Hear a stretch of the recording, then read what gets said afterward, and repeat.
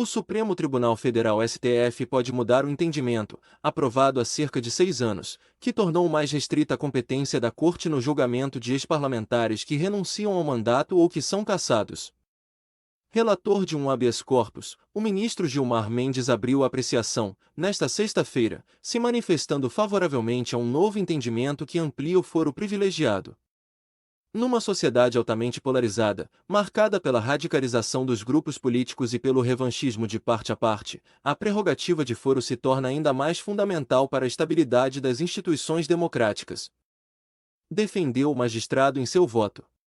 A posição de Mendes é de que deputados, senadores e outras autoridades com prerrogativa de foro devem seguir sendo julgados por esses colegiados mesmo após o fim do mandato. Renúncia ou cassação, desde que o crime apurado se relacione ao exercício do cargo ou função. Mas nos casos de delitos praticados antes de o investigado assumir o cargo, ou não tendo relação com o exercício da função, não devem ser analisados pela Corte.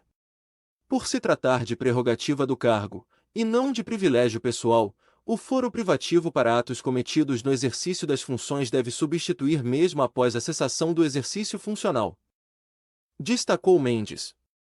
Ele ressaltou que a constante troca de jurisdição, quando, por exemplo, um processo é enviado para a primeira instância ou para o Supremo, acaba, muitas vezes, gerando impunidade, pois a demora no trâmite pode acarretar em prescrição dos crimes dos investigados, que até renunciam ao cargo para atrasar os julgamentos. A renúncia ao mandato no curso da instrução criminal atingia essa finalidade, porque retardava o julgamento da causa e, no limite, provocava a prescrição da pretensão punitiva, frisou o magistrado. Após o voto de Mendes, o ministro Cristiano Zanin acompanhou o entendimento do colega. E quando o placar estava em 2-0 pela ampliação do foro especial, o presidente do Supremo, ministro Luiz Roberto Barroso, fez um pedido de vista, interrompendo o julgamento. Apesar disso, os ministros Alexandre de Moraes e Flávio Dino resolveram antecipar seus votos, se posicionando favoravelmente à extensão do foro privilegiado, acompanhando integralmente o relator. A prerrogativa de foro para julgamento de crimes praticados no cargo e em razão das funções subsiste mesmo após o afastamento do cargo, ainda que o inquérito ou a ação penal sejam iniciados depois de cessado seu exercício. Ressaltou Dino.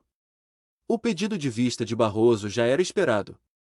Em 2018, o ministro foi o defensor da mudança no entendimento que ampliou as restrições para a aplicação do foro especial.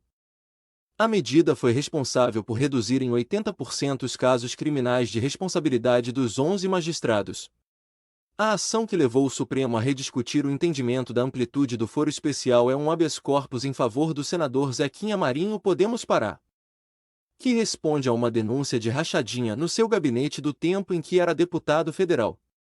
A ação começou a tramitar no STF, mas, em função da renúncia do parlamentar para assumir o cargo de vice-governador do Pará, o processo foi enviado para a primeira instância.